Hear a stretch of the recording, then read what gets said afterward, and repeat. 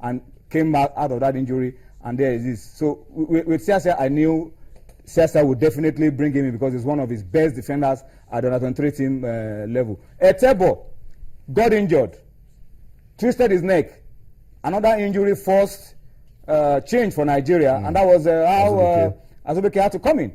So people may not see this on the screen, but those of us who are close to the team on the sidelines were seeing how these injuries were happening and how these players were picking it up. For Aminu Umar, it was on a yellow card, and the intensity of the game was getting higher and higher. He was going into every tackle, and the coaches said, look, the way Aminu is going into these tackles, it will be easy for him to get on the end of another yellow card and be off. So some of these things that you don't see, the coaches see in making their decisions. But I think on the balance of play for me, the boys gave their all, and well, sometimes you have luck against you, which I think was the case with the Eagles. We can always give you a number of ifs. If Victor Moses has scored that second goal in Kaduna, the ball had crossed the line. If he had scored the goal in Alexander, if he had scored the goal in you can always say if, but if doesn't play football, at the end of the day, it's the result that you get after 90 minutes that counts. Right. And at the end of the game, the Egyptian coach came and told Samson Siasia that, look, I know my team was lucky today. So, I mean, Siasia will just take consolation in the fact that he gave his best, but unfortunately, it wasn't good enough for us to get the result we wanted. Finally, because you keep saying sorry. You keep saying sorry. Till we hear the final whistle of the 2017 AFCON Cup of Nations final. Nigerians will keep hearing sorry. But let's talk about that meeting. The NFF will be meeting with the Minister of Sport. Very important meeting. What do you think should be the agenda? I think we should, we've dwelt enough on the failures. Unfortunately, unless a miracle happens of the Court of Arbitration for Sports Proportion, I don't see how we're going to be at the Nations Cup.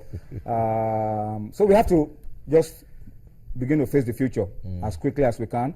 Thankfully for us, we are still in the race for the 2018 World Cup, which for me is a bigger competition. Every competition is important, don't get me wrong, but the 2018 World Cup is a bigger one. We cannot miss out on 2017 Nations Cup and then go on to miss out on the World Cup again. So it's better for us to begin to focus now on the 2018 World Cup and begin to plan from now. That's right. We have the advantage of June. We have the advantage of September, when other countries will be wrapping up the Nations Cup qualifiers, for us to jumpstart our 2018 World Cup preparations and take advantage of the windows to play games and blend our team together and get a solid squad that can go out there to get the job done for Nigeria. The arguments about whether we will go foreign or go local is what has been dominating the discourse. But I've told a lot of my friends, whatever the Nigerian Football Federation will decide, we need to decide very quickly and know what we want to do. We've had successes in the past with foreign coaches. We've had monumental failures. Extraordinary failures. We've had successes with local coaches. We've also had failures with local coaches. So it is not about the color of the man that is in charge. It's about the quality of the structure, support structure that you give him. For the first time when we're going to play this game against Egypt, we saw the semblance of support structure. There was a video analyst who broke down the Egyptian. The coaches were watching the videos. The players were watching the videos. They knew what to do. And that was why within those short days of training together, they were still able to come out and match Egypt man for man. I was wondering what would have happened if that kind of support wasn't there. Probably would have lost this game in Kaduna and lost scandalously as well in Alexandria. So it's not about the color of the man that's going to be in charge. It's about the support structure that you give to the man in charge to be able to deliver and raise a good team for Nigeria. That, I think, should be the focus of whatever we'll be doing tomorrow when they meet the sports minister tomorrow. Very, very important. Toyin, thank you so much for coming around. And don't forget, you keep saying sorry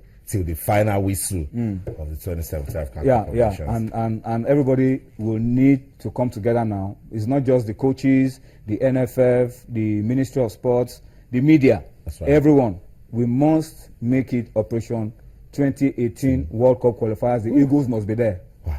I'm just trying to imagine Nigeria. We must be there. Tony, thank you so much for coming around. Media officer of the Super Eagles of Nigeria, Toyin Ibitoye, speaking to us on the show. Don't even imagine it. Nigeria not qualifying for the 2018 FIFA World Cup. Totally unacceptable. Let's go on a break now. When we come back, we will be discussing what you're about to listen to. The Minister for Youth and Sports in Nigeria, Barrister Solomon Dalong, has been trying to explain his own side of the story as regards the alleged misappropriation of the 2.9 billion naira sports funds. What happened to that money? We'll talk about it when we come back. Don't go anywhere. Stay.